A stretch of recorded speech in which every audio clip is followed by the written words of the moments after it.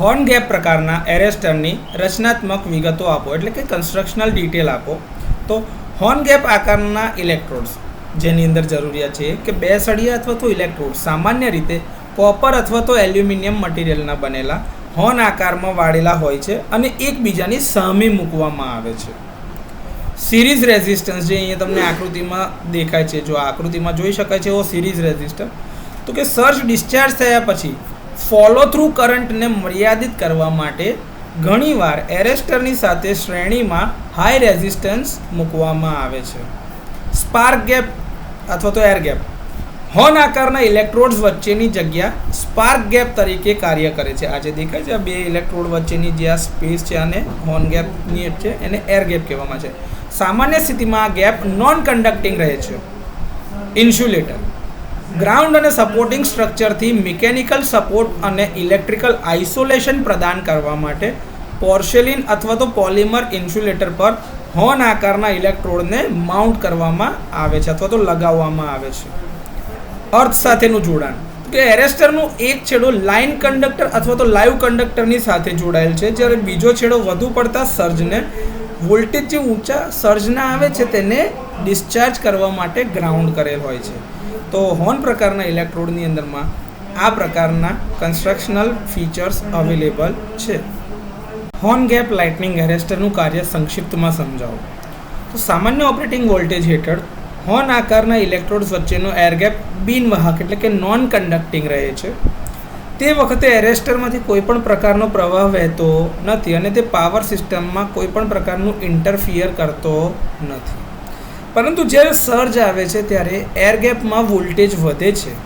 જો voltage air ગેપની breakdown strength કરતાં વધી જાય તો હવાનું આયનીકરણ થાય છે અને ઇલેક્ટ્રોડ્સ વચ્ચે એક આર્ક બને છે. સર્જ પ્રવાહ સુરક્ષિત રીતે જમીન પર વાળવામાં આવે છે. ચુંબકીય બળો અને થર્મલ કન્વેક્શનને કારણે એટલે કે સંવહનને કારણે હોર્ન ટાઈપ ઇલેક્ટ્રોડ્સ વચ્ચે રચાયેલ આર્ક ઉપર તરફ જાય છે.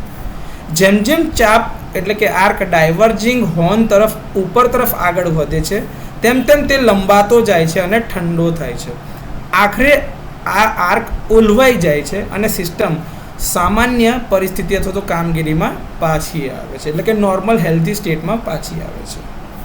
ટ્રાન્સફોર્મરના વાઇન્ડિંગ અને હોર્ન વચ્ચે એક ઇન્ડક્ટર જોડાયેલ છે 3 ફેઝમાં, જે પાવર ફ્રીક્વન્સી પર ઓછું રિએક્ટન્સ આપે છે, પરંતુ સર્જની ઉચ્ચ ફ્રીક્વન્સી એટલે કે આવૃત્તિને કારણે ઓવર વોલ્ટેજ પર ઉચ્ચ રિએક્ટન્સ આપે છે. તેથી ઓવર વોલ્ટેજ ટ્રાન્સફોર્મરના વાઇન્ડિંગને અસર કરતું નથી, એટલે એ તરફ જાય જ નહીં અને હોર્ન ગેપ દ્વારા સીધું જ ગ્રાઉન્ડ થાય છે. ફોલો કરંટને મર્યાદિત કરવા માટે એટલે કે પાછું ફોલો કરંટ ટ્રાન્સફર ના થાય તે માટે હોર્ન ગેપ સાથે શ્રેણીમાં રેઝિસ્ટન્સ એટલે કે પ્રતિરોધને જોડવામાં આવે છે. તો આ રીતે હોર્ન ગેપ લાઇટનિંગ એરેસ્ટર કાર્ય કરે છે. હોર્ન ગેપ લાઇટનિંગ એરેસ્ટરના ફાયદા જણાવો. તો ઘણા બધા ફાયદાઓ છે હોર્ન ગેપ લાઇટનિંગ એરેસ્ટરમાં. એમાંથી થોડાક આપણે અત્યારે વાત કરી રહ્યા છે. એમાં એક છે ઓછામાં ઓછા કમ્પોનન્ટ એટલે કે ઘટકો સાથે ખૂબ જ સરળ ડિઝાઇન બનાવે છે, જે તેને અન્ય પ્રકારના લાઇટનિંગ એરેસ્ટરની તુલનામાં ખર્ચ અસરકારક એટલે કે કોસ્ટ ઇફેક્ટિવ બનાવે છે. હવે સર્જ ડિસ્ચાર્જ કર્યા પછીથી આર્ક આપમેળે ઓલવાઈ જાય છે. એમાં કોઈ મેન્યુઅલ ઇન્ટરપ્શન અથવા તો ઇન્ટરવેન્શનની જરૂર પડતી નથી અને એના વગર જ સિસ્ટમને સામાન્ય કામગીરીમાં તે રિસ્ટોર કરે છે. ઓછામાં ઓછા મેન્ટેનન્સની જરૂર પડે છે કારણ કે તેમાં કોઈ ફરતા ભાગો નથી અને તે કોમ્પ્લેક્સ અથવા તો જટિલ ઇલેક્ટ્રોનિક ઘટકો ધરાવતું નથી, એના વગર જ એ કાર્ય કરે છે. મધ્યમ વોલ્ટેજ એટલે કે medium voltage outdoor distribution system, transmission line અને સબસ્ટેશન માટે ઉપયોગી છે અથવા તો યોગ્ય છે અથવા તો વાપરી શકાય છે. ડાયવર્જિંગ હોર્ન આકારના ઇલેક્ટ્રોડ્સ આર્કને ખેંચીને ઠંડુ કરીને આર્ક કુદરતી રીતે ઓલવાઈ જવાને સરળ બનાવે છે. સિરીઝ રેઝિસ્ટર એટલે કે શ્રેણી પ્રતિકારને કારણે ફોલો કરંટની કિંમત અથવા તો તીવ્રતામાં ઘટાડો થાય છે.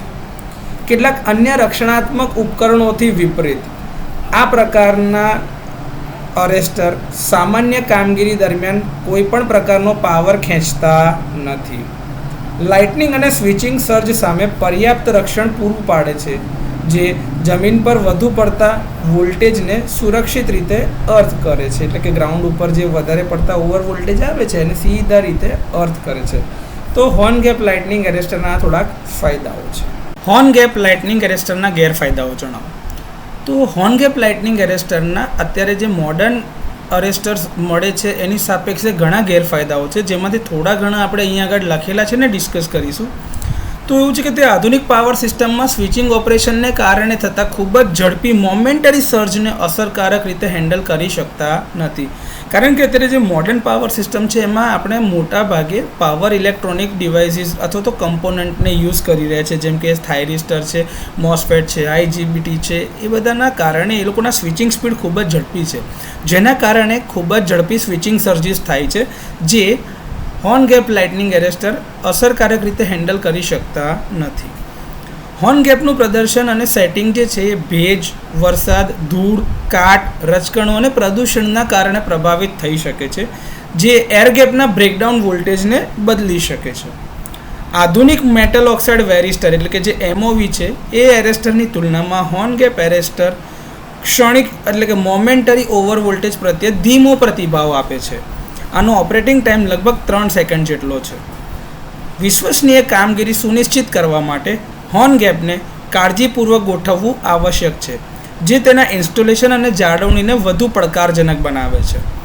તેનો ઉપયોગ સામાન્ય રીતે મધ્યમ વોલ્ટેજ અને ઉચ્ચ વોલ્ટેજ એપ્લિકેશનમાં થાય છે, પરંતુ સંવેદનશીલ એટલે કે સેન્સિટિવ લો વોલ્ટેજ ઇલેક્ટ્રોનિક ઉપકરણોને સુરક્ષિત રાખવા માટે અસરકારક નથી. વારંવારની કામગીરી હોર્ન ઇલેક્ટ્રોડનું ધોવાણ કરી શકે છે, એરેસ્ટરનો લાઈફ ટાઈમ ઘટાડી શકે છે અને સમયાંતરે મેન્ટેનન્સની જરૂર પડે છે. હોર્ન બાહ્ય પદાર્થો જેમ કે ઝાડની ડાળીઓ, વાયર, અમુક પ્રકારના જીવજંતુઓ અને ક્રીચર્સ જેમ કે સાપ હોય વગેરે દ્વારા શોર્ટ થઈ શકે છે. તો હોર્ન ગેપ લાઇટનિંગ એરેસ્ટરના આ થોડા ગેરફાયદાઓ છે.